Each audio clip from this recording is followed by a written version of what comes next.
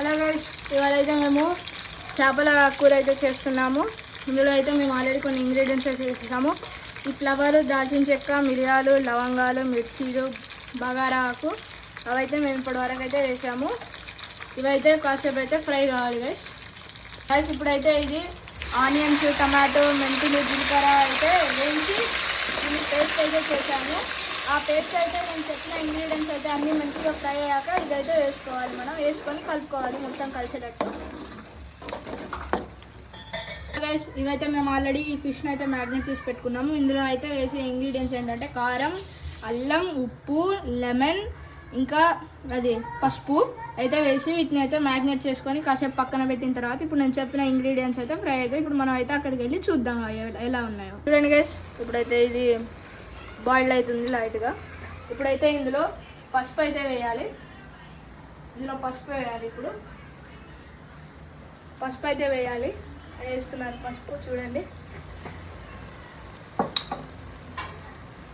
ఇప్పుడైతే పసుపు వేసిన తర్వాత మనం మిక్స్ చేసుకోవాలి. సేమ్ ఇది కూడా మొత్తం మిక్స్ చేసుకోవాలి అన్నిటికీ పట్టేటట్టు. ఇప్పుడైతే మేము అల్లం అయితే వేసుకున్నాం. ఆల్రెడీ మేమైతే కొంచెం అల్లం అయితే వేసేసాము. ఇప్పుడు మళ్ళీ వేసాను అల్లం. వేసిన తర్వాత మిక్స్ చేసుకోవాలి. ఇప్పుడైతే మిక్స్ చేసుకోవాలి. దీన్ని మిక్స్ అయితే చేద్దాం.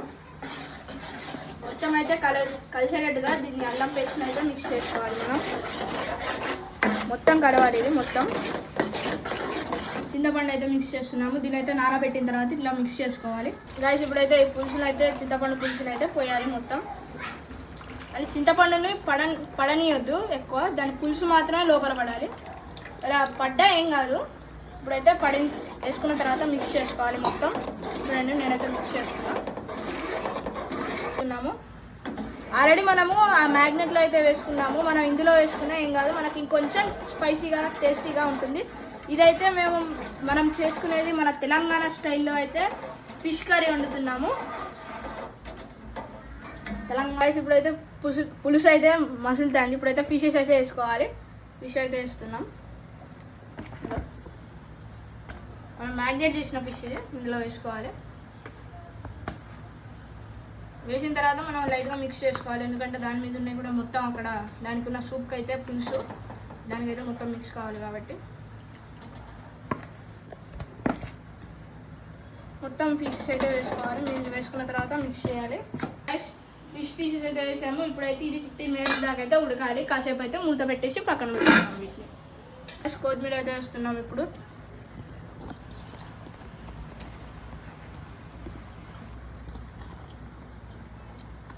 కొత్తిమీర అయితే వేసేసాం. కొత్తిమీర అయితే అయిపోయింది. ఇప్పుడైతే మిక్స్ చేసుకోవాలి. ధనియాల పౌడర్ వేసుకోవాలి. ఇప్పుడైతే అది వేసుకున్న తర్వాత మిక్స్ చేయాలి.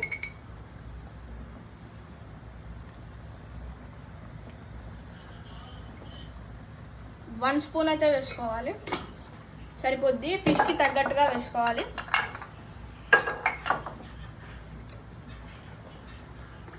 ఇప్పుడైతే ఇది వేసుకోవాలి.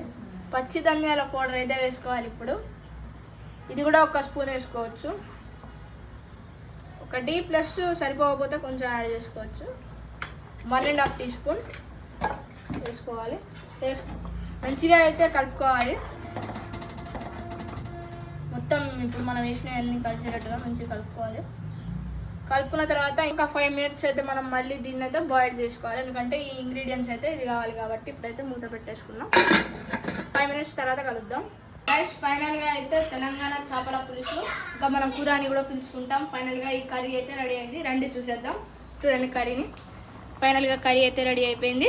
ఇప్పుడు దీన్ని అయితే మనము ప్లేట్లో వేసుకొని తినేయవచ్చు. Bye guys.